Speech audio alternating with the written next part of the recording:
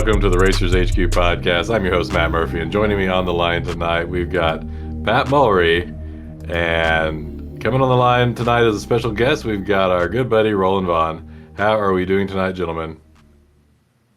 I'm doing okay. I feel All special. right. Good Pat, you doing evening. all right? Yes, I'm excited to be podcasting once again. Here we go. Let's kick it off. Co-host Nate remains on field. Yeah, duty. Nate's going to be on field duty for some time. He's gathering some important intel. Whether or not it's for racing, we're not sure. Pat, you drink anything tonight? Yes, juice tonight in honor of our esteemed guest is an old-fashioned cocktail because Roland likes the old-fashioned cocktail. Okay, it's a good cocktail. This one is with a Iron Root Republic esoteric whiskey, which is something like whatever grains they feel like getting rid of, they turn into that. And hipster whiskey. Yeah, they're up in Denison, so they're kind of halfway. Well, a little bit east of halfway between me and you, but okay. Nice. Anyway. So it's pretty good, but I'll tell you what, it's I didn't use a whole lot of simple syrup, and this is a lot sweeter than I'm used to, that's for sure. Really? Yeah. Okay. You think the bourbon's a little sweet or what? No, it's just the simple syrup's pretty sweet. I got you. I mean, if like my go-to cocktail's like the Manhattan, so that's not got anything sweet in it other than the cherry, I guess. Sure. Roland, how about you? You drink anything tonight? I'm not. All right. But I will say, Pat, that I might be a rum guy now. Amon. Amon. It's like I just got back from the Bahamas, and we toured John Watling's distillery down there. I think it's the oldest distillery in the Bahamas, maybe in the Caribbean, and did a rum tour. Learned all about the rum, and then figured out that you couldn't buy it in the United States. So we threw out clothes and brought back the maximum allowed bottles of rum that you can through the airport. Nice. Why are they not legal for sale in the domestic United States? I just think that I don't think there's like even the bottles are handmade. It's hand bottled. It's hand. I just think that they don't have the distribution. Their output is just too small to even bother with distribution. Yeah. Oh, cool. Nice.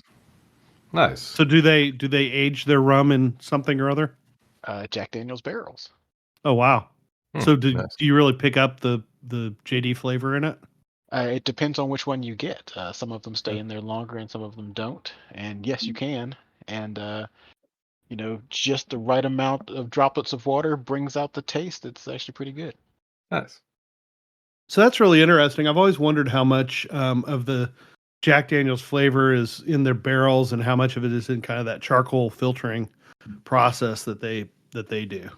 It's probably it's crazy though wherever the taste comes from, but because rum is basically sugar.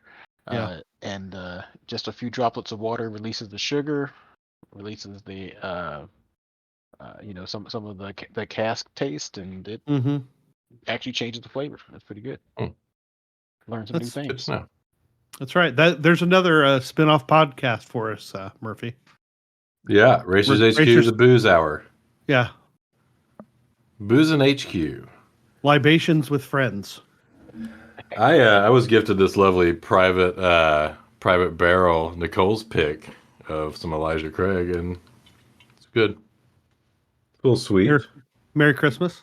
Thank you. Merry Christmas to me, and a Happy New Year. But no, it was very lovely. Thank you, Pat. You're welcome. Yeah, where we got that from? But that was from. I remembered it the other day, and now I can't remember it again. One of the grocery stores in New Orleans. Gosh, I can even see the logo in my head. But they're off Veterans Highway. Nice. East of Causeway. Not that east and west matters much to people in New Orleans, apparently. Yeah, not Piggly Wiggly. But they've got a great libations section, and so that was where that private barrel was from. That's very cool. Yeah, so I guess you can buy liquor at grocery stores. I think you can buy liquor anywhere that is open during the day in New Orleans. Nice. Yeah, that sounds about right. Mortuaries, grocery stores, the donut shop, elementary schools. Sure. Lunch lady. Right. Yeah. Get a hurricane and some grilled cheese. It's Yeah. it's like slurricanes are on the free lunch program. I don't know why you. Right. Yeah. Yeah. You know, the rum keeps away the scurvy. That's The right, kids yeah. get a shot at lunch, right? Makes sense. All right. Well, good stuff, guys. How about garage updates? Roland, have you done anything in your garage lately? All at the last minute, yes. Mhm. You know, I had last time I was on, I had probably had these grandiose plans of all the things I was going to do in the off season, and then it got cold. Right. That didn't Lame. happen. Lame. So, you know, a week before I was supposed to have the car on track, I took my diff to a off-road shop and just said, dropped them off with a bunch of shims and you know, and told them, like, listen, I need this checked. I did it wrong. I know I did, and I hear if you need a diff built, you know, just go to the off-road guys. They do it all day, every day. And they said, yeah. And I was scheduled to be on track on a Sunday, and Saturday, I had the whole rear end out of the car, and putting it back together. Nice. So did they tell you, or did you ask what was wrong, if anything? No, I mean, you know, I was just happy they did the work. It wasn't one of those shops where I felt like sitting around and talking shop, to be honest. Okay. You know, because they would only want to talk about, you know, Jeeps with big knobby tires that never actually go off road. Right. Yeah. Parking lot queens. Did they give you a hard time being not an off-roady guy, or did they seem like they knew what they were doing? No, I think they like money. Yeah. Cool. No, it's good.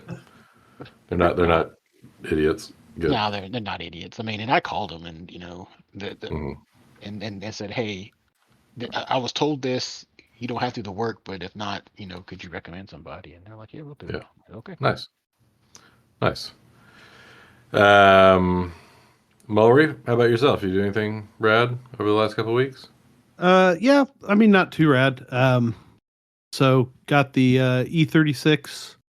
We're gonna take it out to the track this coming Sunday. So I've been, you know, since our last podcast, kind of trying to wrap up the last few things. Frankly, some things that probably didn't need to be done in order to test, but I had the time. So I modeled the existing front splitter and bumper cover. That, you know, there's a little, I don't know, probably, well, it's like 26 millimeters vertical gap between the splitter and the bumper. So I modeled that up and then 3D printed a 5-part air dam to fit in there.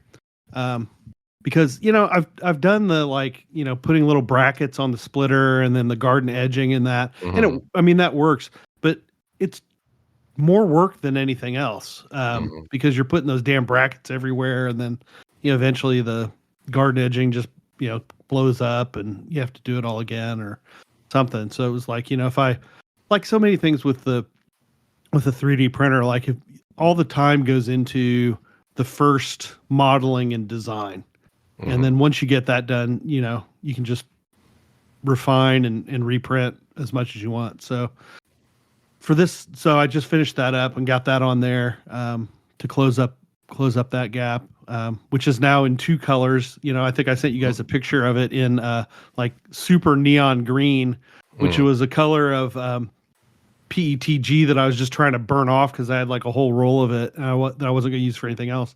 And then with, you know, the 4 outside pieces, the 2 outside and 2 kind of center outside, were pretty easy, but the center piece had a lot of modification I had to do. So between all of that, I ended up with 2 pieces in red carbon fiber, which is kind of more of like a red cherry kind of carbon fiber, and 3 pieces in the bright green. So it's going to look really very prototypey out at ECR this weekend.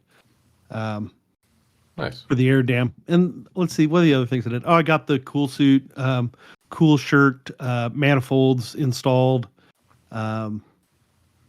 Yeah, I mean, I finished up getting the windows on. That was the big one, not this past weekend. Right. The weekend before was getting the windows on. That took a lot longer than I thought, but I think we maybe have talked about that in the pod already. Yeah, so, I took it out finished up some of that stuff and took it out for a drive yesterday afternoon. Not for too long, about maybe 15 minutes, long enough to get it warm and, down and back a couple miles. And put it back up on the quick jacks, and there weren't any leaks on the ground, so I thought that's pretty good for a first kind of outing, not to have anything spilling out anywhere. So what ended up being the laggy like fuel delivery that you were experiencing when we were prepping for Barber? Remember you scrapped Barber because it just wouldn't rev up or something? Yeah. So it ended up being something electrical. And so Ben stripped something out that I think was maybe, I don't remember exactly. Ben stripped something out. Oh, and that was part of it too, was we had put the ignition coils, maybe they weren't on their own relay. And so we zapped a couple of ECUs. Yeah, it wouldn't. The funny part was it wouldn't do it right when you turn it on. Like you could turn it on, you could turn master power on, fire the car up, drove great, and then turn it off normally, ignition off, kill switch off, and then when you go to turn it back on, it ran like absolute garbage, or wouldn't run. It's one or the other, and we did that. Now I've collected a bunch of ECUs for exactly this kind of situation, like. Because that's one of those things that I feel like you want to have spares when you're going through this process. And they're kind of easy to find right now, or have been, I guess, as I've been keeping my eyes open. And since Ben can, do Ben things to ECUs and flash them and pull proms and that sort of stuff, it's, we've got, 4 or 5 sitting around, and we burned through like 3 of them. That's wild. But none of them were, maybe one of them got bricked, but none of the others got bricked. And so we were able to fix them. And then kind of going through it, was like, this really feels like, it just feels like we're getting a voltage zap somewhere. And so then once we kind of look through that, it's like, well, let's put the ignition coils on their own relay. And I think that's probably what solved it. Was isolating them, but it could be, like I said, there was another circuit that we had in there that was kind of I'm going to say a leftover test circuit, even though we completely created this harness from scratch. Like the theory of it, I think, was left over from before, and we pulled that too. I think that is all solidly in Ben world. So you kind of threw everything at it, and something fixed it. No, it wasn't even throw everything at it. It was pretty discreet. It was like, it's going to be this 2 or 3 things. Yeah. And so it was like, just pull that test circuit because we can put it back in if we need it. And then let's isolate the relay. And then once we did that, then it fired 2 times. And it was like, okay, we've probably surmounted that problem. And then we've stopped and done it again several times. So I think we've checked that one off the list. So, yeah, so drove it yesterday, and it drives. Nice. It really drives. Roland, did you have something? Oh, I was just saying, every time I talk to y'all about wiring problems is the reason why all the wire in the Nissan is just zip tied up in a ball and like thrown back in the car. No, whether it's connected. It's like, I know what this wire does. It's like, it's for the rear defroster. I know I don't need it, but that relay's staying plugged in and it's just, secured behind the seat. Yeah, and I think that's it's a very mature way to go about that. Like, but I'll tell you what, man, when we pulled that harness out of the old one, I mean, it was kind of like an archaeological dig a little bit. Like, oh yeah, I remember when we had to add that circuit like at NOLA in 2017 because the brake lights weren't working right. And like, it was like a little bit of that because that thing had gotten so portmanteaued over the years that there were just like little bits and bobs everywhere, and you're kind of like, man. I mean, if you guys were over here, I still have a bin sitting in the driveway of the old harness that I've cut all of the connectors with about 8 inches of wire off of them, so you've got spare connectors if you need them. But it's a riot. Lightening that wiring harness is going to be legit the last thing I do on that car. Yeah, that's smart. Yeah, with good reason. Yeah. Even though it only has like one computer, unlike that BMW from 10 years prior at least. Yeah. It probably has like 7. Yeah, and and that's the thing. Like, it only needs, I guess, 2 of them, right? It needs the main ECU, and then it needs, on ours, the ABS is a standalone. So all those other boxes, just for what we need, we don't need them, or we've gotten around it. I think one of them was probably wiper control, and we've got that working differently now. And I think all of that is in the main ECU box on the Nissan. It's awesome. It's like I took out the control module for the airbags and the seatbelt tensioners and all that. All that was a completely separate deal, and all of the wiring that went to it had a nice little yellow connector, so you knew this was a safety thing, and all that's still in the car too, because you never know. You never know. All right. Well, good stuff, man. Yeah, glad to hear the car's coming along. Excited to hear how that test goes next weekend. What day is that, Saturday or Sunday? Sunday. So I'll be there from probably 8 to 3 on Sunday, I guess. I'll probably drive up Saturday evening and just stay in Decatur so I can get out to the track early on Sunday. Because otherwise, man, it's a whip. I mean, it's only an hour, but like, that's an early hour. You want to get up at like 5:30, get on the road by 6:30, and then it's like, but then you don't, and then the first session is at 8, and that's an unlimited hour session. It's like their sports car endurance session. So it's like unlimited on and off. You can really give it a good, really get it good and warm, and for 40 minutes or 50 minutes or something like that if you get out there on it. But I honestly don't think I've ever made that 8 a.m. session trying to get up there in the morning. So yeah, I think Roland got to experience some of that get up at 5:30, get up at 5 stuff last weekend, and it's tough to make that first session. I mean, especially if you're putting the car together and stuff coming off the trailer. So you're gonna have it all dropped off and ready to go for you when you get there in the morning then? Just staying together? Or it depends on what time I leave on Saturday. If I can get, I'll probably wind up just parking it in the parking lot with me at the hotel up there and then getting out to the track at 7. But, it's a lot easier when it's a 15-minute drive. Yeah. Have a nice breakfast of warmed up powdered eggs and microwave bacon, and then go out to the track. That's what's up. Well, I didn't get much done on the cars this weekend. I did cut off my splitter because rules. So we've decided we're going to go no splitter for ST5 rules and just go big air dam. So I've cut off my splitter. So explain that.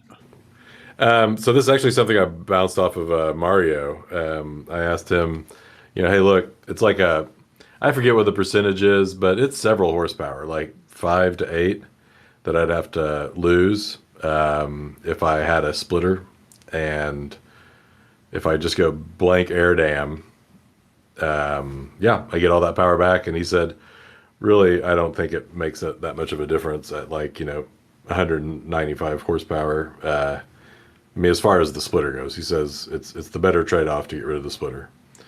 So we'll go super, still aero, but way less drag, probably a 0-degree angle of attack on the rear wing.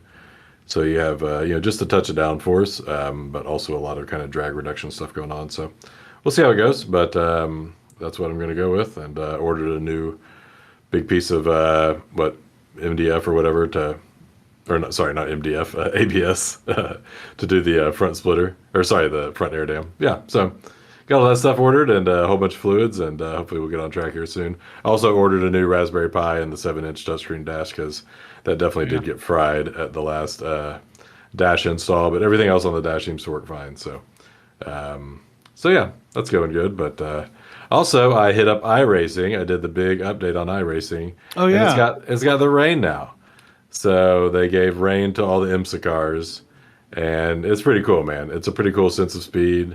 I went to Road Atlanta and it felt pretty realistic going into like 10A, that kind of threshold braking downhill in the rain. Yeah, so Did you scream at your monitor or at your VR headset? initially I did when I realized I wasn't on like the rain setup. So when I thought I was on dries, or I thought I was on rains, but I was on dries on like a dry setup, it was not working at all. And then, but the rain Did you setup's get to okay. visit the the gravel trap and the gravity well? Sure, yeah, Yeah. yeah, yeah. But yeah, anyway, so check it out. iRacing has rain now. That's pretty rad. I think it's gonna be really cool for endurance racing. You know, to make those Yeah. setup changes and stuff, and hop on the rain tires. So I don't know. Roland, you played much iRacing lately? No, No. actually, a few years back, I let my subscription lapse Oh, because R.I.P. I wasn't doing it enough, and Yeah. I mean, it got to I think the last time I can't remember the last time I ran it, to be honest, Hmm. and so uh, I just let it go, uh, Okay. and uh, and you know, I suffer the decline, I guess. That's fine. That's fine. I am looking for a new enduro racing homie to do some enduros, especially now that it has rain. So, Pat, dust off the old kit. It's right here. Yeah. The sim is back in the house. Okay. I Let's need to do figure this. I need to figure out how to get Hallett into Assetto Corsa. I tried the other day and it completely bonked.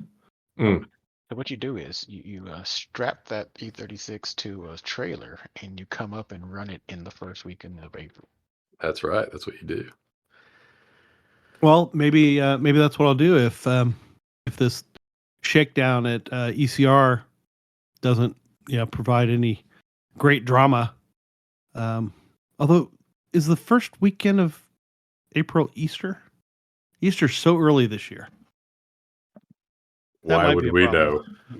Well, because calendars and stuff. Yeah. No. I am not sure. I'm not sure. Let's see though.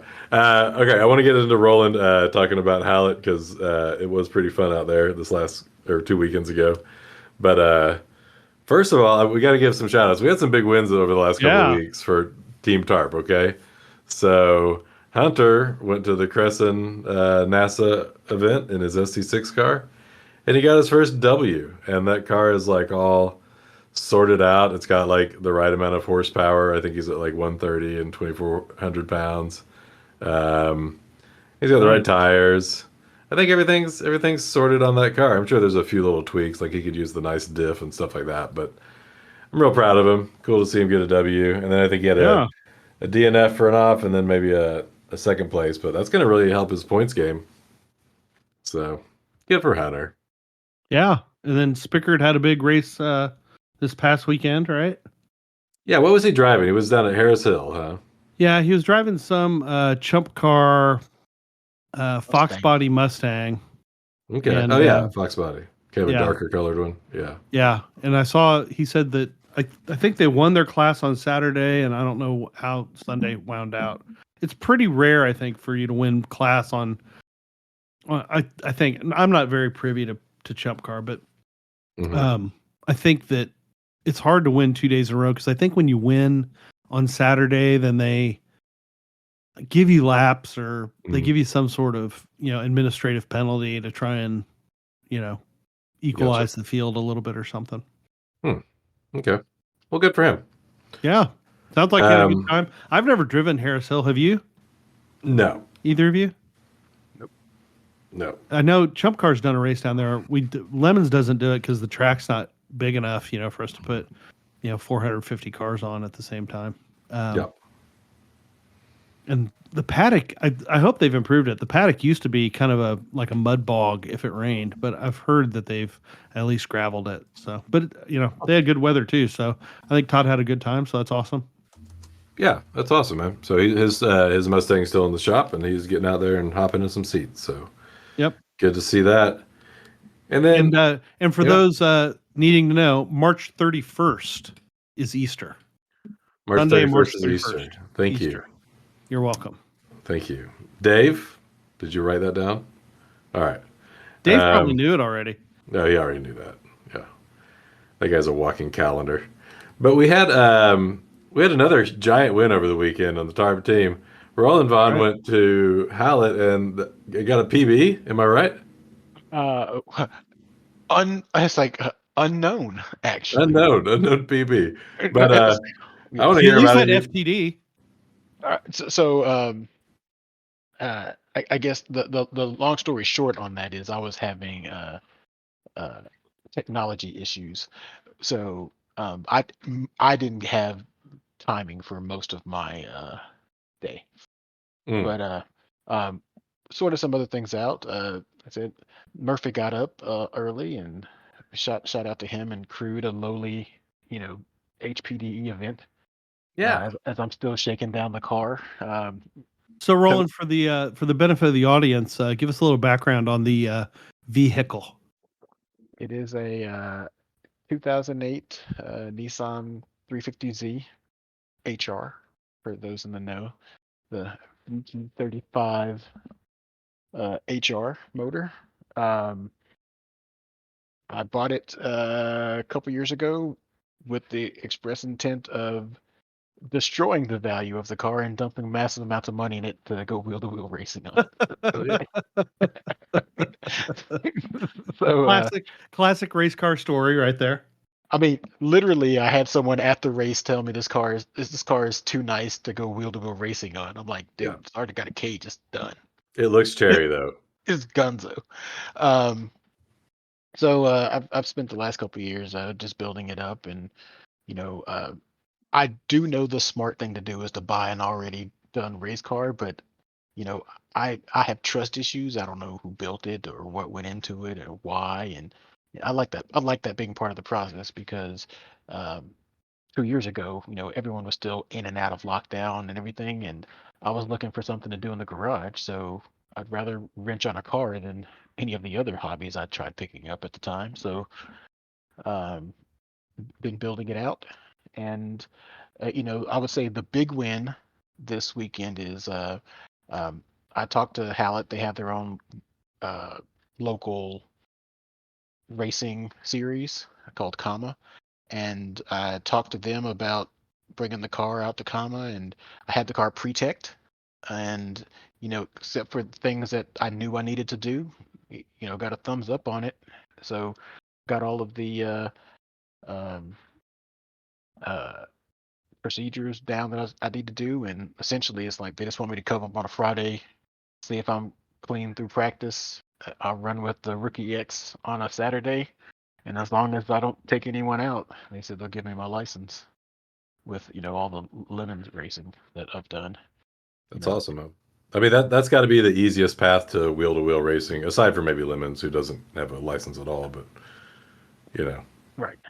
So and so I mean I'm excited. I don't know if I'm gonna be able to do that in April. There's a lot going on. But I would say it's a big win. I did have fun on track though, with the new diff and new final gear. The car accelerates much harder and spins the wrong wheel a lot less. And what gear ratios did you go from to? I went from I think a 3.6 to a 3.9. Okay. I believe is what it went, and an open diff to a limited slip. A functionally open diff, yes. Yeah. to a limited slip. I put a wave track in it for those who want specifics, but yeah, I had tried to go the cheap route, and I bought a viscous LS limited slip. This was the factory Nissan limited slip that apparently over time just become open diffs. So that's pretty much what happened. And so at least I had a spare while one was getting built. Yeah. So you got out there, you right out of the gate, I feel like you did a couple seconds up on what you've done before, right? Like you're in the 28s or something? I was in the 28s, but I feel like I was already in the 28s. Oh, were you? Okay. I Okay. can't. I literally can't remember. Okay. But In your car or in Miku? my car. Okay. Yeah. I don't. The issue we had is, it was my first session or first day trying out my new Garmin, and uh, we couldn't get it to work reliably.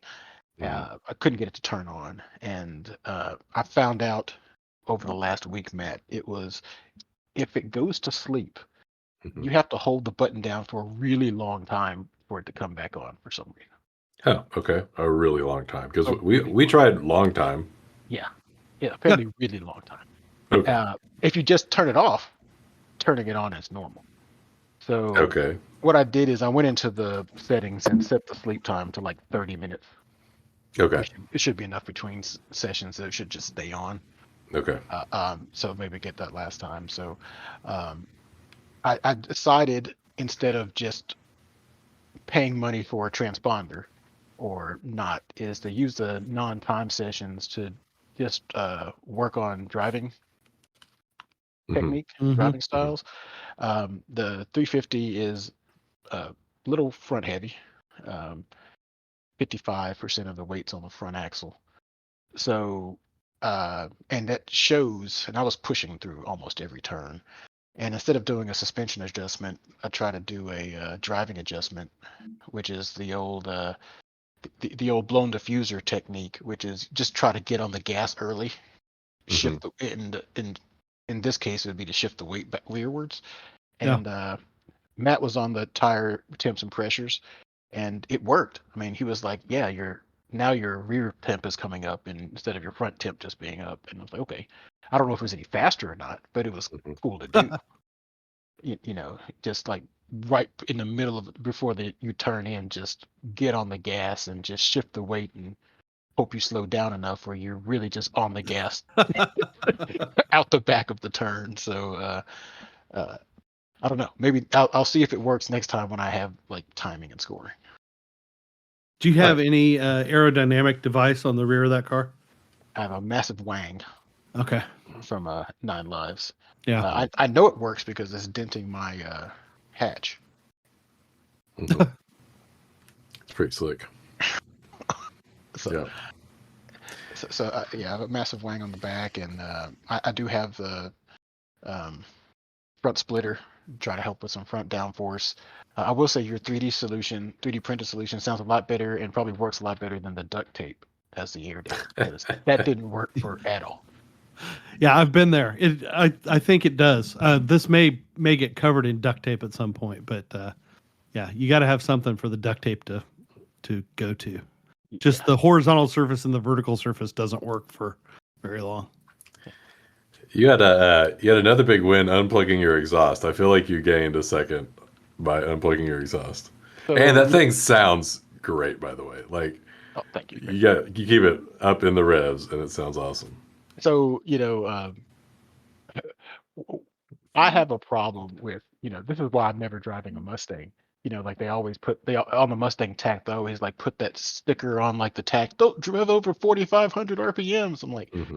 what's the purpose of even driving that? So Right. the HR motor stands for high rev or something like that, and it revs out to about 7,500. And I keep it up there, and knock on wood, all kinds of wood knocking happen over here. Best I can tell, that engine has 140,000 miles on it, and I am not babying that thing at all. Hmm. So, shout out to the guys that owned it before in Florida. They did do when I had it apart to do, when I was building the car. It's clean in there. I think they did their maintenance. That's good. Nice. So, but Nice. yes, you mentioned, Pat, how hard it is to get on that first session. Um, I don't know. I guess maybe because it was an HST session, but they expect you to just be able to just jump in your car and like, go. And we got there pretty early, and we took the car off the trailer, and we had to mount the splitter and do all the things. And then they have the driver meeting, and they even moved it up 30 minutes, and I'm sitting there, and I'm like, I'm not gonna make this session. I'm texting Matt, hey, can you get some ice with a cool shirt? Hey, for some reason this time they actually want numbers. Can you find some some tape to put some numbers on the car? And so I wouldn't have made that first session if Matt hadn't been there. Go team. Like I didn't team. make. I mean, I don't think I've ever made the first session every time I took that car out there. Doesn't matter what time I show up. It's like usually I'm by myself. I've never make the first session. It's tough to do, man. Like you roll, you get there, like it's early morning. You get there, you're rolling around on the ground, putting that splitter on. Like it wears you out.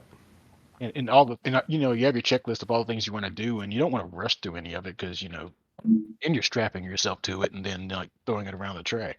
So I even on the VIP days that I've gone, I just skipped the first session. It's just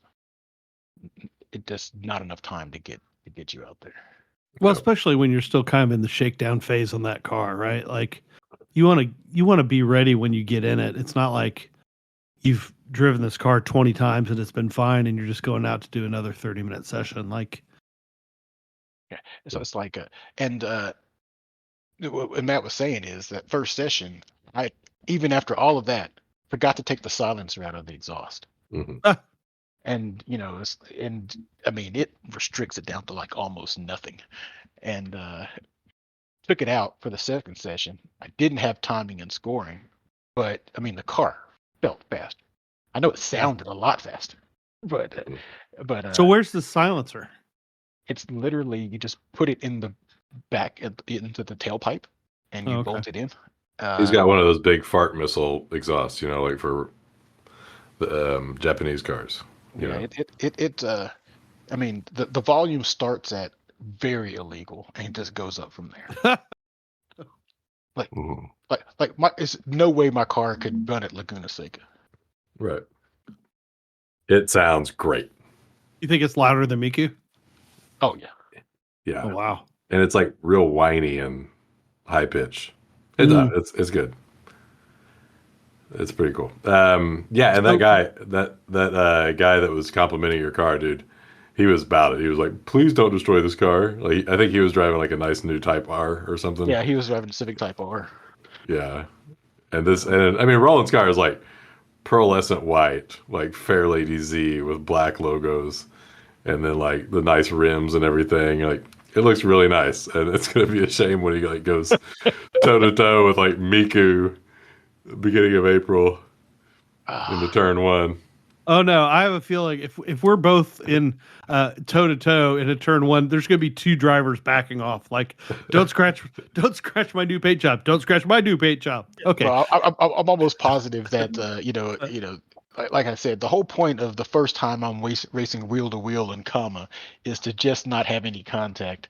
It's gonna be like iRacing where you're trying to get out of your safety license, try to get the safety license. Yeah. Like just come in last, keep it on the track and come in last, and they'll give it to you. That's right. The worst thing you can do is qualify mid pack. Yeah. Right. Yeah. Yeah. So I find, Roland, that when I'm in kind of this phase of the drive, it's really hard for me to concentrate on the driving when I'm in the car. I'm much more in engineering and troubleshooting mode. And like, I would never set a fast lap. Like I could go out when I'm out there on Sunday. I won't even bother with my lap times because I'm just trying to listen and feel at the car. To see and make sure nothing's going wrong and that, the engine doesn't overheat. And I mean, I am really in the gauges, and I know I'll be waving people by. Like, I don't want to deal with anybody else on the track because I want to make sure the car's doing okay, so that we're ready to go in May. Did you have any of that kind of feeling or when you sat in the car and got it going, were you like, all right, it's go time? Like, well, I mean, screw the guys back in the garage. I've got a car to race. Which car are we talking about? Your car. Oh, okay. My car, the one I did work on. I actually had. It helped that only had timing for like the first session and the first session after lunch. So everything after that became, just like I said, trying driving and just listening for things. There are some things that I did. I said I didn't do anything over the winter, but I did a few things. I did some cooling mods. That Hood's vented. I think a high pressure radiator cap is the thing that actually finally, got me where I needed to go on that. It was like 85 degrees, you say, Matt? Sunny. Yeah. Oh, I was warm. And the car never crested over 208. I know Hunter was like, that's immediate back off time in the Miata. I'm like, Nah. I'll let it run. Yeah. 215. I 220, like, 221. Yeah, 228. Like, like 208. It's still pulling. And so check that. Make sure all the oil pressure is okay. Uh, it's hard about the weird sounds and trying to hear things because every time you take something out of the car, usually it's something to dampen something. Yeah. So it's like, so is this sound normal now or not normal? It's like Right. I always found it amusing before I built my own car every time, especially driving your Lemon's car. It's like we jump in the C36. It's like at one time this was a luxury automobile. Why does it make so many crazy noises? Like, what did y'all do to it? It's like, well, now I know. Yeah, now you know. You took the 50 pounds of NVH out of it, right? Yeah. Yeah. You had you had to swing into the pits for a what's that smell alert. What's that smell alert? It's like what's that smell alert? And turns out it was a Mustang. Oh yeah, okay. Oh yeah, spewing gas. Spewing gas out of his overflow, Ooh. or and I came in. I was like, man, the smell isn't going away. It's like, is that Mustang on track? And it's like, yeah. It's like, oh, I didn't see it. It's like, yeah, because I was behind it one of the sessions, and I can just see it just puking out of the back of that thing. Yeah. But I came in for the what's that smell, and like you said, it's like now I don't have lap times to worry about. It's like, what's that smell? And I think it was a mixture of just race cars on track in general, mixed with gas spewing out of a Mustang. Yeah, good deal. Yeah, better than your car. It Yeah, wasn't no your kidding. it wasn't your bumper cover melting. No, I mean I know what that smells like. Okay. It's pretty much clearance now. It's like I think we got a good quarter-inch all the way around it. Well, which, by the way, we're starting a GoFundMe for cutting Roland's bumper off because he's still got this giant, wind sail of a rear bumper, and it's got to go. Yeah. Matt wants to go ahead and hasten the destroying the look of the car. Yeah, with a cutoff wheel.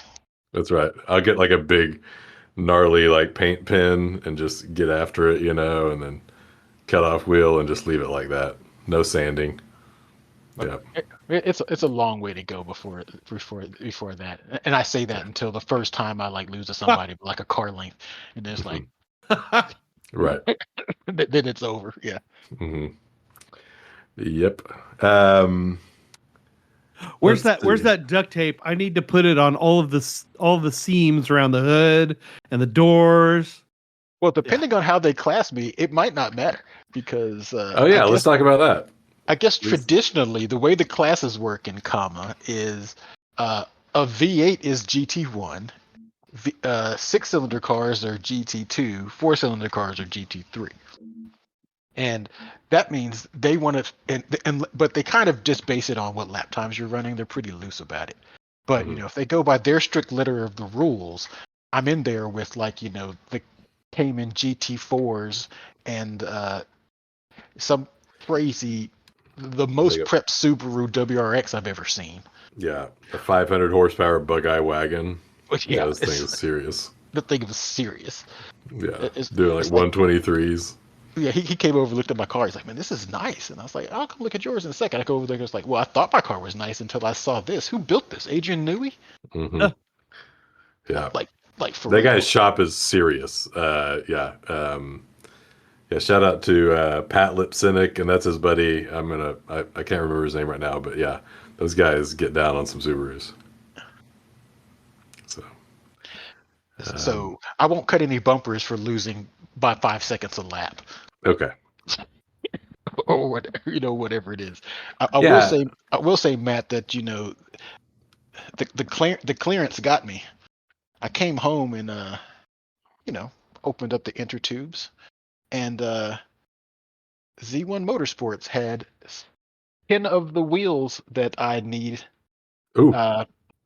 in the clearance rack for blemishes, brand new, in the right size and offset and color. Oh man, add the cart. So 6 of them are downstairs. Nice. And 4 of them are waiting to be shipped. Well, Matt says I need 6 wheels for it, and so here pretty soon, me and Toyo about to have a conversation. Nice. Like I'll buy me some lap time, damn it. Hell yeah, dude. Yeah. So what's your tire limitation in Kama? Is there one? Well, the hack is the Toyo RRs because like they give you the same penalty as like a Hendrick RS3, whereas the so it's like a massive improvement. Yeah. Whereas like the Hoosier is something way off, and so especially for the price and everything, the way to go is the Toyo RR, and everybody else is running them except for Ross. And that, So yeah. So I'm kind of building it toward ST4 rules, and Kama just kind of lets you run with those. yeah. I hope you get into GT3 and Kama, but even if not, just come race us GT3 guys in the back of GT2. But yeah, GT2 looks brutal. I mean, that's way too fast for your car. I think you'll be into like 125s, don't you think? 120. You think it'll be 124s with those tires? I don't know, man. It's tough to say. It's tough to say. It's just like I'm just here to have fun. Sure. Well, it'll be exciting to see how we do. I feel like I'm not good on sticky That's laughing tires. because he's seen me try. Right? Yeah. I'm just thinking that any of our audience out there who don't know you personally might hear that and not and think that that you're being honest. And I think you're trying to be honest, but yeah, I've seen how this plays out. Mhm. It's like second week in June is like, hey, Ella swapping the 350. Right. Yeah. Yeah. We'll Well, I mean, like, it's just like when you came to autocross with like 8-way adjustable shocks, and you're just like, I don't know how it works, but when we kick your ass, I'm like, okay. So, No, here. Let me tell you a life pro tip. Don't settle for anything less than what you want. Just There you save go. until you go afford what you want, and then deal with it. It's like if I'd have bought some shitty shocks, I'd just be I mean, y'all know this. You're car guys. If you buy like the one you don't really want, you're just gonna sit there and be like, oh, but I mean, this 911's nice, but the Mhm. GT3 is awesome. Mhm. It's nice, Yeah. but it could have Penske's on it. Right. Well, appreciate the life lessons. Buy the shit you should have bought the first time. It costs half as much. Yeah, I mean, but that is something that like we've learned really the hard way. I think in Mhm. however long we've all been racing together, more than 10 years. Shoot, I mean, Mhm. Apparently like, more than 10 years. well, definitely. I mean, right? I mean, shoot, Well, we've had I'm looking at my history. So yes. Mhm. yeah, like as hard as it is, like cry once, buy once really is the smartest thing. So Mhm. long as you can, eke out the payment on it. The Because one otherwise, caveat there being the when endurance racing, it's you actually need like 2 or 3 of those things. yeah, that's You true. know. So Yeah. you got to budget for that. Well, that's what I'm saying. It's like now make sure you really want it. Right. It's like I have learned to be able to talk myself out of. I don't really want that. Yeah. Right. Not today. Instagram ads. Yeah. Yeah. I want to give a shout out to JT Toon. He was out there. A lot of other folks, Todd and them, out there racing at Hallett. So it's good to see everybody. Yeah, he's out there doing his Spec Miata thing. But yeah, you meet any new friends out there, Roland? I met a lot of people. I am horrible with names. Yeah. Did someone drop that meme in our group chat about when you walk into the Tiger Woods saying "big dog" because you don't know the guy's name but you know his car? I mean that's me. Yeah. And it's like Somebody did. everyone our sales reps in our company is always like, oh, sales is hard. I'm like, man, for me the hardest part of sales would be remembering who I talk to, Mhm. and having to be on at all times and having to remember people, and I'm like, I just couldn't. I've tried. Fair. I didn't know y'all's name till like the 4th time I met you. Oh, yeah, fair. If then. We need name badges. Yeah, for sure. Do we want to any more coverage on Hallett? I wanted to get on to some F1 real quick. We're bumping up to an hour here, but we Yeah, wanted no, to let's catch go up. to F1. F1. So my big hot take is the Carlos Sainz Ollie B seat is just on fire right now. I mean, that's just like a really cool story. But aside from that, I don't know. First couple of races, fairly predictable results. Looks like Ferrari's ahead of the pack in the second place spot. I don't know. Roland, you got a hot take on F1 these days? I mean, it's kind of pointless. Mm-hmm. No, it's like Have you just moved on to IndyCar? Is that the answer? no. I actually I tried to watch IndyCar and I haven't made it through the race yet, so don't tell me how it ended. Sure, St. I Pete. didn't watch it. Yeah. No, I mean I still enjoy it for the racing. I enjoy it for the spectacle. I enjoy it for just the skill involved. But it would be nice if there was a fight up front. Yeah. A little bit, or at least the hint of one. It's like every year that goes by in this current era is every year I'm more of a Nico Rosberg fan Okay. because at least he kept it interesting. Sure. Yeah, that's true. So here's a question for you. For two Lewis Hamilton fans, why is Lewis not doing better? I don't think he cares. And Is that it? I say that is I don't think he cares to be where George is. And he wants to be where at least Yeah. Checo is, or where Max is. Yeah. And some of it has to be is like Lewis for 8 years drove a great car. Yeah. And even when it wasn't great, they were able to make it great. So he knows I think he wants his car set up. He goes, I know what this car needs to be able to be up with the Red Bulls. And he's Right. trying to make that car, and it's not possible. Right. George is like, man, if I could just drive this car a little bit, it'd be awesome. And so I think George takes what he can get, and Lewis is not interested in that. And he's always trying to get. I mean, it's always something about setup. And even when he's not doing an experimental setup, I don't think he's very interested in taking an unstable car and whipping around a corner and crashing into a wall because he's got nothing to prove on that. I mean, he's got a $400 million contract or whatever with Ferrari. Yeah. Why throw it into the wall at Jeddah for absolutely nothing? I really don't think he cares. He wants to do better, and if they can't do better, I don't think he's going to put his life on the line as an old person to to prove As something. As an old 30 something year old. I don't think I truly don't think that he's. I mean, and some of that comes with age, right? Right. You have a little bit of inkling of your own, mortality. But I just don't think I think if his car was more competitive, you'd see him closer to the edge. And I don't think he is interested in getting that close in the non-competitive car. He doesn't care about 5th or 8th. Is my opinion. I think that makes a lot of sense, Roland, because in the last season of Drive to Survive, like his frustration with the team was very palpable.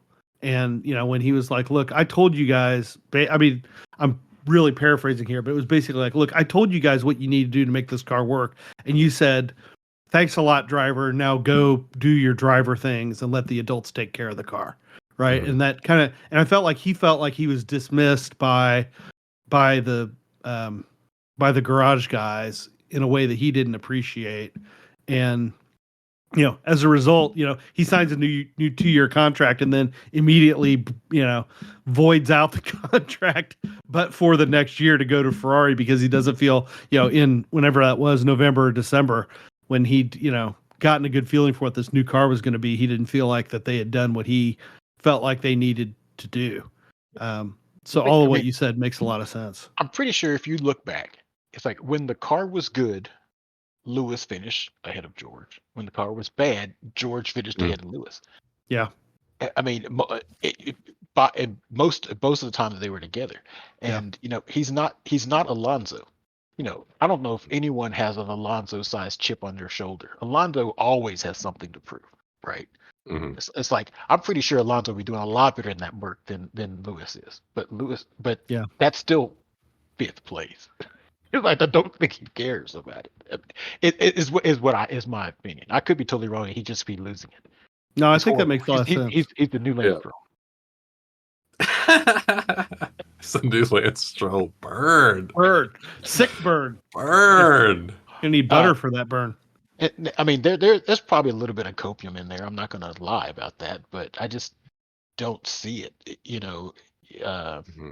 There's no fire there. You can tell. No, that I appreciate that explanation because I was kind of wondering what was up, and I have to hear it from Melissa. She likes to just kind of jab me. She says, I thought Lewis Hamilton was the best driver ever in the entire world, and why is he in 8th place?" And I'm like, babe, it's stats. It's not a good year or a good format or regulation, whatever. But it's not working out. I mean, you could tell that he was trying to find things to amuse himself. Like it's like he decided he was just gonna destroy poor Oscar Piastri. It's like, let's see if you could actually get around me. Mm-hmm. It's like it's not like he doesn't care. It's just that I don't think he's gonna put it on the line in qualifying. Makes sense. And I think he also he has 8 years of experience of, hey, I'll just make it up during the race. And I don't think he has that car now, and no one's told him. But even if they did, he wouldn't care, right? I mean, I would say my biggest takeaway from that race is I think I hate that track. Which one? The Saudi Arabian track? Jeddah? Yeah, Jeddah. When there's not, when they're not bombing anything, I would say that the any track where you can intentionally drive 1 second slower through a section and no one can pass you is probably garbage. Yeah, that Magnussen train that was gold. That literally amused me for however long that happened. That was the best. That was the best part of the race. It's the best part of the race. Oh, by far. I think I said out a group text. It's like K-Bag is both the worst and best driver of the day. Oh yeah. It's like, well, I mean, you think about it. He tried to pass in that section, got 20 seconds worth of penalties, and it's like, oh, you can't pass in this section? Okay, cool. Mm-hmm. Yeah, watch this. Right. Watch this. I'm gonna hold up literally half the field while Hulkenberg puts a whole pit stop on him. Yeah. It was classic teamwork, and for those guys to be teaming up like that, I love to see it. Right. They don't traditionally love each other. At least that's what Drive to Survive makes you want to think. I stopped watching DTS. I can't. It was pretty bad this year. Did you think so? Really? I kind of did. Yeah. They focus so much on just some real L's. Like I don't know. Maybe I'm spoiled, but I want to hear more about Mercedes. I want to hear more about. I guess they did a little bit of McLaren, but God, it was so much. It was so much Haas. It was so much Aston Martin. It was so much. Alpine. Like, God, come on, guys, Alpine. Anyway. You mean Andretti Motorsports? I think it's true. Yeah. Yeah. No, hopefully Andretti Motorsports. They'll be Andretti next year. When Renault gets sick of it and kicks them to the curb. I think I let that happen 2 years ago. I know it. My counterpoint on that is I enjoyed Drive to Survive this season more than I have in most past seasons. Like last year, I didn't even finish it before the season started, and I think part of it was that they've got enough. They feel like they have enough of an audience. They didn't have to explain like how qualifying works and like what an engine is and like. The really baseline stuff that we got a lot of the first few seasons, like it was like right into it this year. And, they miss, they miss stuff because they're telling stories. They're not, like journalistically telling the entire season. Right. So Rachel and I were having conversations about that, like as we were watching it, like, I don't even remember what it was now, but I thought it was really like the Alpine one was, to me, it was very interesting. Like how boneheaded Ocon and Gasly both were, and but just the serious dysfunction that is. I mean, those of us who've been watching for a long time have seen Renault be dysfunctional going back 10 years at least.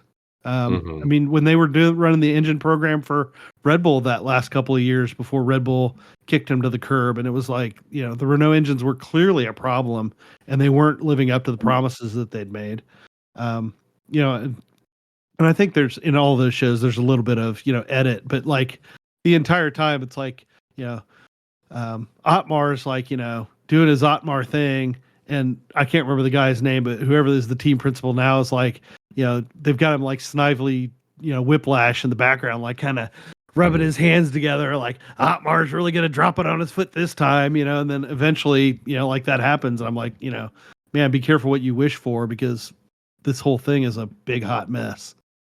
As they've seen now. I mean, that's an absolute embarrassment to come out and perform the way Alpine has this season with a new car, with a team that's actually funded. I mean, if it was Haas, if it was, yeah, a factory team, right? Factory team. It's like, I think they're all pretty well funded, but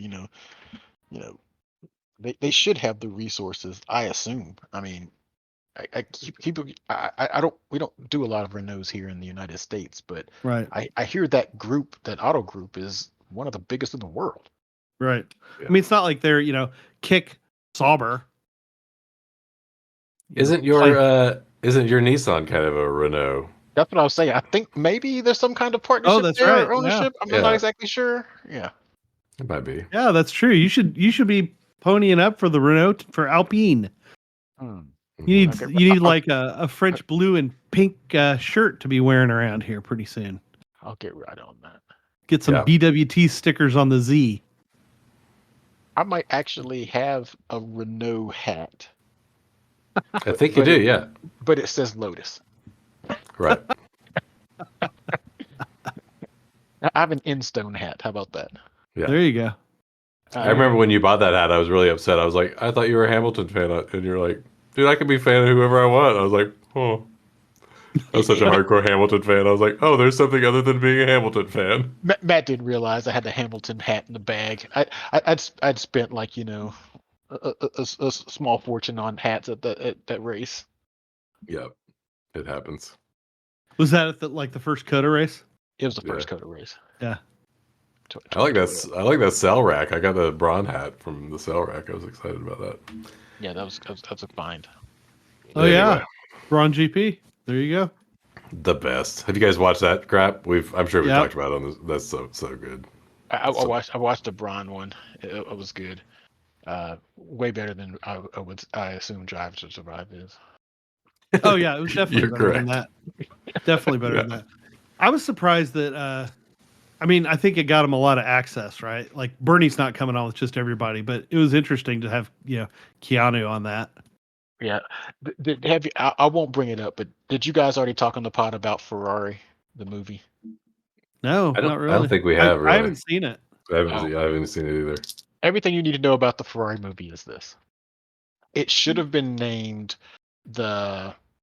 Oh, I'm gonna butcher the name. Was it the Mille Romana, whatever that one race was?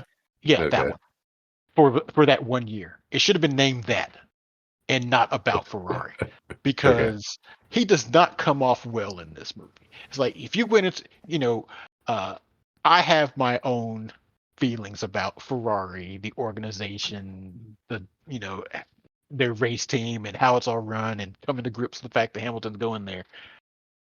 And you go into this movie, it's like, okay, well, let me see what Kylo Ren take on Ferrari is. And it's like, wow. I did not think I could like a person less, but apparently he comes off really bad at it. Mm-hmm. Like, yeah. Did you ever read Ford versus Ferrari? Yes. The movie, the book? No. The book that then they made the movie from? No. Yeah, I mean, Enzo comes off as it sounds like about like he came off of that movie. I mean, very, very poorly. Like it's like I'm wondering if this was authorized because Yeah. it's not come off at all well. There's literally nothing redeeming about him other than the fact that he makes cars. That's like, I mean, I was kind of surprised. Y'all should watch Yeah. it. All right, I'll put it on the watch list. I've Also- been meaning to. I just hadn't gotten around to it. Also, watch the first episode of what is it, Indian Billionaires? Great F1 tie-in there too. So Oh yeah, I need to that's watch right. yeah, Is that on So- Netflix? I think so. Yeah, Yeah. pretty good. I've read a lot of stories about Vijay Mallya, and that guy is wild.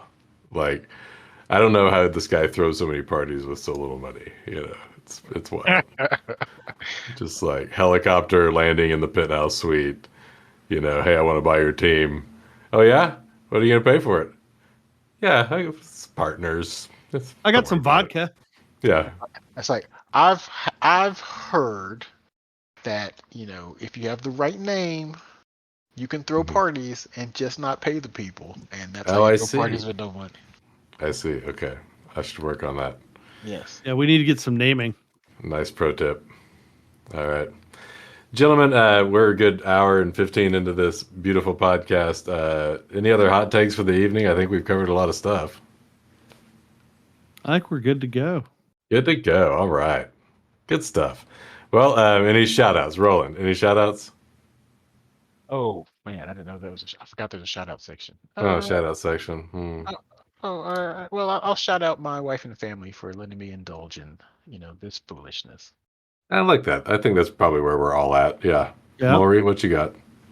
I'll shout out Prusa, the 3D printer company, for continuing to make nice printers that help me make nice parts. That's a part of the hobby that didn't exist when I got into it and started racing cars, and I've found that I really enjoy that part of the kind of ideating and designing and developing, and then making parts that we can actually use. So That's awesome. It's like, do you have like a send thing I can do? Yeah, there you go. Send yeah, you've got my email address. Yeah. You know how that works. So That's- How long did it take to print out that 6 foot long garden edging? So let's see, that was, I don't know, probably 10 or 12 hours all told. Like each piece was 2 or 3 hours, but like two of them I was able to do two of them on one by like arranging them a little wonky. I was able to get two of them on a build plate at one point. So that was a little bit more efficient, but then I had to do the center section 3 times to get it right with the other things that were in the way that I hadn't anticipated being in the way. Like where the splitter attaches to the bumper, that vertical mount in the middle there. I mean, the first one I knew was going to be a throwaway because I just couldn't get good measurements on where everything was without the side pieces kind of constraining it in place. But the third one I didn't. But 2 or 3 hours per piece. But like maybe I'll throw one on like overnight, or if I'm at work, I'll throw one on in the morning before I leave, and then it'll print and it'll be done. Or like that last one when I was out doing the other stuff on the car this weekend, there are many Saturday mornings when I wake up, I get a cup of coffee and I sit down at the computer and finish up a design and get it running on the printer before I get out to the car, so that it can spend, I'm doing other stuff on the car and then it finishes up and I can go to that job. Like you kind of get to the point where you're optimizing your other work routines around how long the print's going to take, and just organizing it that way. So That sounds but I'm adding garden edging to the cart. That's right. $15, 5 minutes. Yeah. Get your and half-inch wood screws. Yeah, and don't forget some like thin aluminum angle that you can bolt through the splitter to provide some backing for the the garden edging at the bottom. Yeah, you heard it here first. Well, good stuff. Yeah. Well, I want to give a big shout out to TARP Racing for like having so many cars on track these days and so many W's. And yeah, it just looks like it's going to be a great year. And really looking forward to Hallett. And yeah, we got that invite today. So yeah, go team. And check us out on racershq.com. Also, we've got a YouTube channel, so this thing just automatically publishes to YouTube now, and it just says Racers HQ. It's not a video. It just is like a single image with our audio playing in the background. And I even got a big shout out by some marketer that was like, "Hey, I think we could really help with your video production." And I'm like, guys, the team at Racers HQ is really putting in a lot of work on the video production these days. So I don't need your help or anybody else's. So yeah, we're doing big things. We've got all the default Discord backgrounds you could want. Yeah, watch out, ladies. Anyway, all right. Well, yeah, check out racershq.com. Like, subscribe, rate, review, and we'll see you at the track. Bye, everybody. Good night, Dave.